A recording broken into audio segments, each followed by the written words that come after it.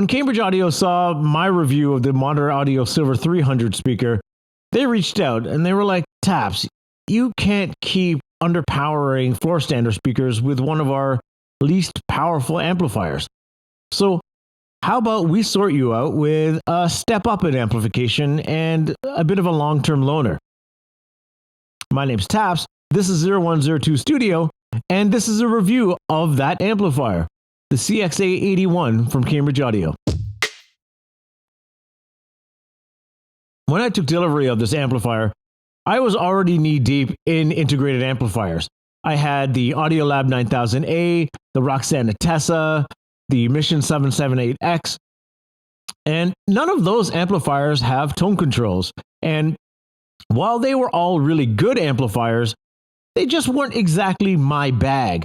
And I assumed that the Cambridge amplifier, which also doesn't feature tone controls, would follow suit. And it would be a great amplifier, it just wouldn't be exactly my thing.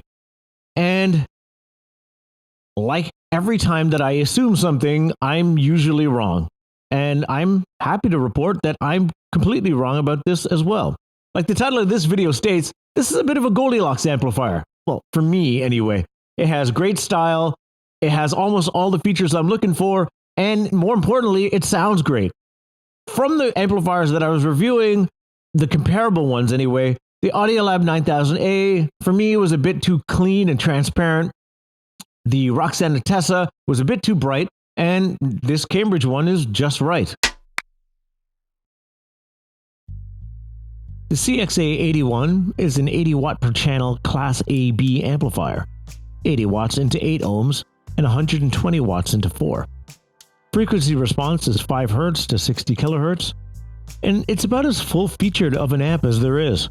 It's got a large toroidal transformer, high-quality ESS Sabre ES9016 DAC. It's rune-tested. It has balanced XLR inputs, a 3.5mm headphone input, speaker AB selection, and Bluetooth. Around the back, you have both balanced and unbalanced connections, 3 analog inputs, pre-outs, a sub-out, a slew of digital inputs like 2 Toslink optical at 16 by 24 bit, 32 to 96 kHz, 1 coaxial, 16 by 24 bit, 32 to 192 kHz PCM, USB audio with the input up to 24 bit, 384 kHz and DSD 256, Bluetooth 4.2 supporting aptX HD 24 bit, 48 kHz, control bus, a sub-out, and pre-out should 80 watts just not be enough. The remote is a carryover from the previous generation. It works, and it's especially useful if you're like me and you own multiple Cambridge products. If I was to nitpick, I would say that the remote doesn't quite match the forward-styled CX series. I would also ask that future remotes were backlit. Being a Cambridge fanboy, I use this amp with my CXN V2 streamer, the CXC CD player, the Alva TT V2 turntable, and a whole slew of speakers. From Monitor Audio, the Silver 300, 500, 100, and also the Bronze 100, my trusty B&W 685s, and the Wharfdale Evo 4.2. When I'm reviewing gear, I try my best to be as unbiased and impartial as possible, but a bit of bias does creep in because at the end of the day, if I'm going to recommend a product to you, I damn well better like it. And this is one of those times where I really, really like this amplifier, and I really hope they meant long-term loan when they sent this because I'm going to hang on to it for a while. Cambridge's terms for this review were really simple. Just be brutally honest. So that's what I'm going to do. There's 3 omissions in this amplifier that I think are worth mentioning. The first being HDMI. It's becoming more commonplace in integrated amplifiers these days as people are kind of foregoing a home theater system and just getting a good 2-channel amp and just using that for their TVs. So that's one, but it is available on their new products, the Evo products, and those are like the integrated streamer amplifier boxes that they just released. They look really cool. So I imagine this might be a future addition to this amplifier range, maybe, or they just don't see it as necessary. The second one is the lack of power amp direct in, or what's it called? Home theater bypass. That's it. The lack of home theater bypass. I would love to see that in this amplifier because, again, if I'm going to use this in a home theater setting, I would love this amplifier to power my front channels, and then I can use a less powerful AV receiver for all the other speakers, and that would be amazing. And then it's kind of like a dual purpose setup. That's one I would love to see. And the third, of course, is the lack of tone control. And I reached out to Cambridge for their thoughts on this, and this is what they said. I'm going to use my phone because this is a direct quote from the Cambridge team. We took this decision on the ultimate sound quality grounds, as adding tone controls to an analog amp like CXA81 would add potential degradation in the signal path. Yes, we could have a bypass switch, but that also provides another opportunity for degradation too. And also, customers at this level told us that when we asked them that they didn't really use tone controls. Oh, here's an idea, and I'm a sample size of 1, so, my opinion really doesn't have any bearing, but what if Cambridge was to make like an outboard EQ or graphic equalizer or something like that, and those that choose to degrade their signal path could do it if they wanted to? I have no idea what the manufacturing cost of that would be, but, In other reviews, I've seen this amp be described as warm or romantic or old school in nature. And while I can't disagree with those observations, and to be honest, they're fair points, I can't say that for my own listening pleasure, outright transparency and neutrality sucks. It's not fun to listen to. It might be great for making music where you need to hear exactly what's going on so that mix can translate better to other systems, but for listening pleasure, no thank you. Now, this being the newer and bigger sibling of my CXA60, I expected a bigger soundstage overall. I expected to extract more detail. I expected to eke out more performance from my speakers. And I got exactly that. But what I didn't expect was for the sound signature to be exactly my taste. And I don't know what Cambridge did when they made this amplifier, but it sounds like Cambridge broke into my house and just took a picture of my tone control settings and then tuned this amp to my settings and just made it more powerful. And I've tried this amp in multiple rooms, my living room, my dining room, my basement. I even dumped it in my wife's office for a bit just to see if the sound changed at all. And no, it sounded the same. And it's lovely. It's like a slight U curve or something. And like the bass is plumped a bit. The trebles rolled off just a smidge, but there's enough air there. It's wonderful. The soundstage is big and lush and great and detailed and all those things. It's everything. And I say that kind of callously, but like after reviewing a few integrated amps that sounded clean and detailed, but kind of were missing some of that oomph, that it's really nice to have all of the oomph back. And because I love this amplifier so much, I used it with every speaker I have in the house. I used it with the 3 behind me, the Q Acoustics 3030i, the Monitor Audio Silver 100, and the Bronze 100. Sorry, I'm pointing there because that's where these speakers are, and I'm looking at them right now. The Empyrean Veris 3 Concert Bookshelf. That's a really long name. And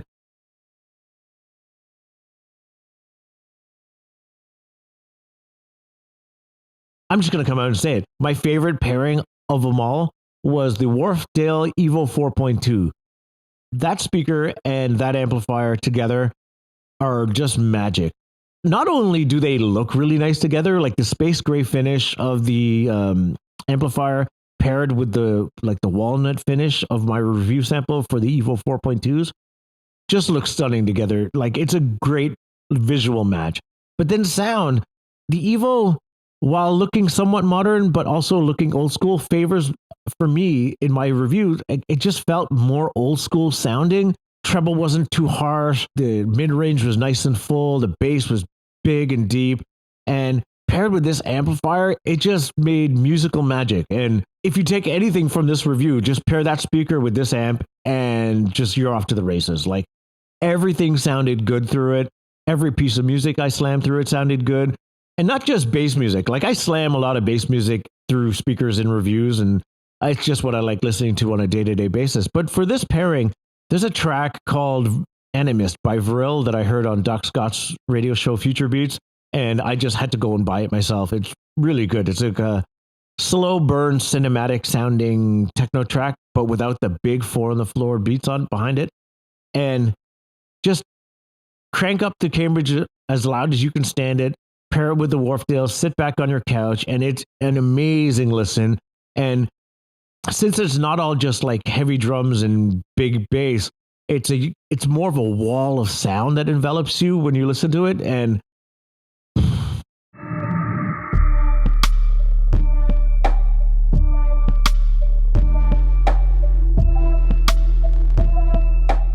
that song played through the Silver 500s, through the Cambridge Audio CXA81, was just, mwah. It was perfection. I could listen to that song over and over.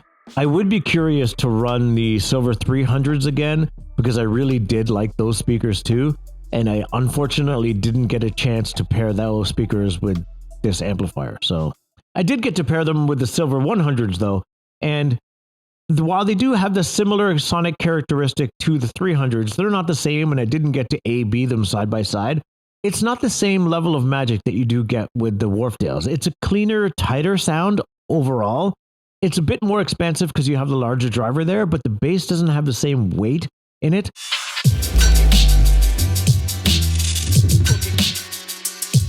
The latter track, though, that one's a bit more of a slow build, and it's one of those songs I just kind of like to get lost in, especially with the Cambridge Audio 81. That amplifier with these speakers with that song on, it's just, I could sit alone in a dark room, my eyes closed, and it's just like takes me somewhere else. It's an amazing pairing and sounds great. Because of the more lush mid-range in these speakers, I did find myself gravitating towards a lot more of the ambient or mellow, chilled out genres of music. One album in particular, again, I'm going to butcher this name. The album's Due in Color by Andrea or something. This album turned up really loud, sounds amazing with these speakers. And I left it connected to the Cambridge CXA81 for most of the time once I gave back the other amplifiers. It just seemed like a really great pairing, and I liked having the extra power. And I'm horrible at describing the way things sound, but yeah, just big, expansive soundstage, sounds great. I loved it. Ambient music, Silver 100s, good. The Bronze 100s, I've had them for now a couple weeks, and I think it's safe to say they sound almost identical to the 100s. Like, unless you have a golden ear and you could totally tell the difference, I think the Silver 100s just faster. Everything just stops and starts faster. That would be the main difference, and the build's better in the Silver 100s. But yeah, those two are fairly similar. The Q Acoustics 3030i behind me sounds really good. Not the level of the Wharfdales, not even close. They come pretty close to the Silver 100s. They just don't have that top end register and the airiness and the openness. And they're not as fast as the Silver 100s either. It's not even close. A ditto for my 685s. I'd be remiss if I didn't mention the one thing that I really love in this amplifier, and it's a small one, and it's fairly innocuous when you think about it, but Bluetooth. The Bluetooth connection in this amplifier is rock solid. And it was a bit of a pain point in my CXA60 where it just never worked. Like maybe once or twice. And it was also like a dongle that you stick into the back of the amplifier, and it sucked in my CXA60. Let's just say that. But in the CXA81, it's rock solid. And I have no problem connecting to it ever. So, yay. So yeah, this is a bit of a surprise to me from Cambridge Audio. I really, really like this amplifier. And if you like the same sort of sonic characteristic that I do, like that warmer, more romantic sound and an actually present bass in your sound, then you should probably give this one a shot. And also, this is me sort of shooting my shot. Cambridge, I'm curious, if this amp sounds so good, what does their top end amp sound like? The Edge amplifier.